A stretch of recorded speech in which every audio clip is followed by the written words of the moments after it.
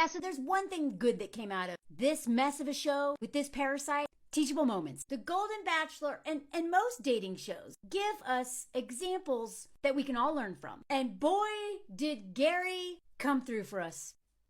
This man who never stopped crying gave us so many important lessons. This is my 4th video on it because I want to focus on one particular relationship to highlight some new points. Also, thank you. This is my friend who makes great content, but who's the one that actually made me realize how we can learn from these shows, and that it's actually a great way to have really hard conversations around dating, misogyny, racism, all kinds of things, because they play out in these shows all the time. But this man, he is the example of this nice guy, this nice wholesome man who just cries all the time because he's just so sad about his dead wife that he allegedly was even cheating on, according to some sources. I'm not gonna cite those right now because they're not verified, but look no further than the Hollywood Reporter to get some insight onto what a liar this man is, and a hobo schedule, meaning he's financially a parasite. Like red pill type talking points, 50-50, lies about his job so that you think that he actually has money when he doesn't, blah, blah, blah.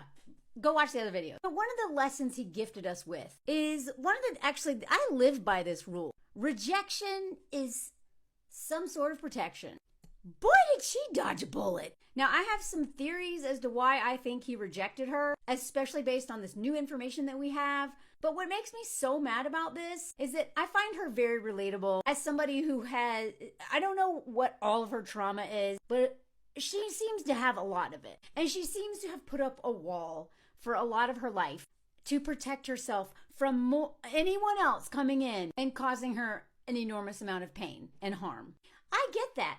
I was celibate for 12 of my adult years. Totally celibate. Didn't kiss, didn't date, centered myself, and that is honestly one of the smartest things I've ever done in my life. It wasn't consecutive, but it was like 5 years, and then I'd like mess around with some dudes and be like, wow, that was traumatizing, horrifying, and not fun at all. So then I'd go celibate for another couple years, and then I'd stick my toe in and I'm like, bleh! So for like almost all my 20s and a lot of my 30s, it was actually more than 12 years when I think about it, I was celibate. And part of that is because I was living my best life. But part of it was because I knew from my own personal experiences and like stuff that happened in my childhood that men were not going to make my life better. And then I got in an abusive relationship, almost died in that one. First man I ever loved, although it was limerence, not love. Took another long break. So I really understand the mindset that she's in on this show. Now, I think that he is going to choose Teresa, but I think one of the reasons why he did not choose her is, unlike Teresa, who was like, right, like way too eager, seemed very likely to center this man who seems unbelievably selfish. And now that we know what he did to his ex, like making her move up to the lake, kicking her out in the winter, making her pay for all these meals, like all the stuff. Go back and watch the last video, or one of the last videos, to see. This dude doesn't seem like a safe person. He doesn't seem like someone who actually guards your heart and makes you feel safe. He seems like a nice guy who who pretends to be vulnerable and pretends to be emotionally intelligent to win women over. But in the end, he's no different than other dudes. So this was like when they did those dates where like he went and saw them in their homes. This woman not only rides a motorcycle, she rides a horse. Now, I have never been a horse girl. I've never owned a horse. But from the horse women who follow me, apparently a lot of men are threatened by women who ride horses. And if you've seen Barbie, it kind of makes sense, right? Men are obsessed with horses. And, horses are a lot of money. They're a lot of time. They are a hobby. And y'all know how I feel about hobbies. Men exploit women with their hobbies. And this woman made it very clear that horses are kind of the center of her world. This dude wants to be more important than her horse.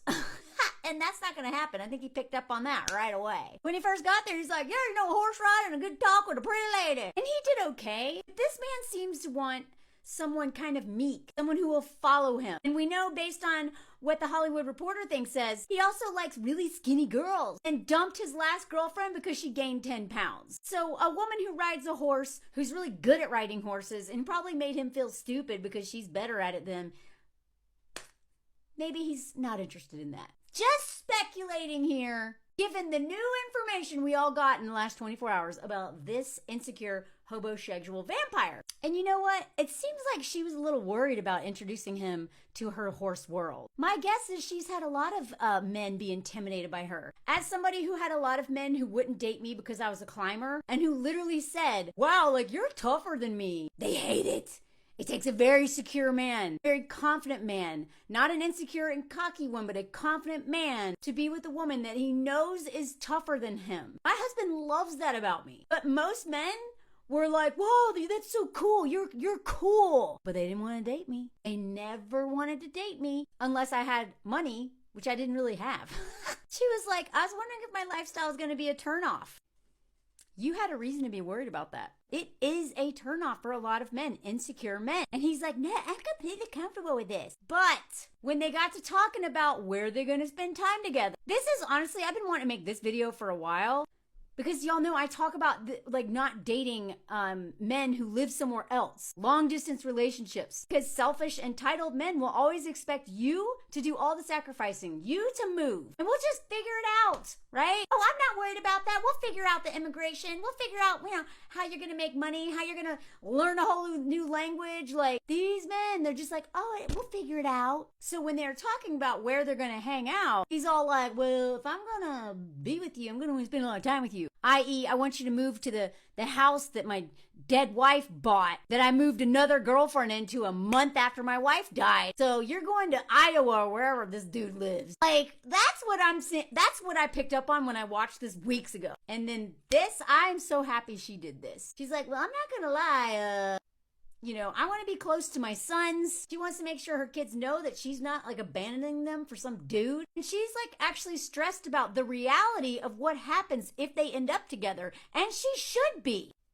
How do you reconcile that? This is already a big deal with like most couples that are in long-term relationships. But if you have like grandchildren and you're getting older and you've spent decades building your community, we know that men leave women when they get sick. They're 6 times more likely to leave you if you get sick. If she leaves her family, her kids, and everyone to go live in this lake house with Gary, who already dumped a girl, which none of us knew this, because she gained 10 pounds. Like, this woman would have been isolated from her family, her community, everything she built, her horses, and everything would hinge on the happiness of this relationship.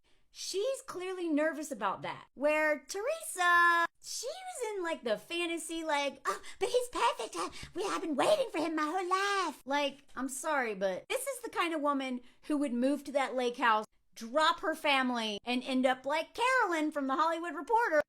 Broke, alone, discarded, all for some hobosexual trash. The same way Gary talked about Teresa, like when Teresa's daughter's like, why do you like my mom? Say it. He's like, oh, she's the best. I love the way she looks at me. Terrible answer. That's literally how he describes every woman. I like her because the way she looks at me. By that, the women are like, wow, Gary. That's like his blanket statement every time. He doesn't even see these women. He doesn't care.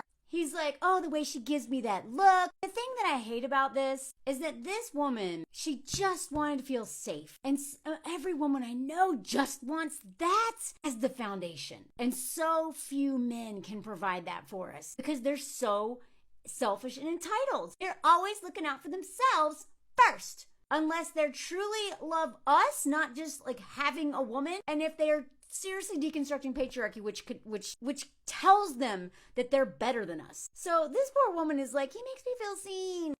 He's like, you're beautiful just the way you are. Please don't buy these lines, y'all. A man who says you're nice, you're giving, you make me a better man, you're so beautiful. They could literally say that about any woman.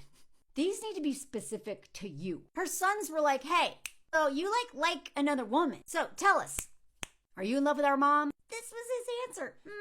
But Teresa, he was like, I don't know. Even when she said, I love you to his face, all he said was, that makes me feel so special. With the sons, he's like, yeah, I kind of think I am. Although he told Leslie straight out, I love you. Consider her as my future wife. When the sister was grilling him, he said, faith brings peace to me. You don't want to be a man's peace. This is a huge red flag. When the sister was like, it's really important that you make her feel safe, he was like, she may never open up again. because of this douche.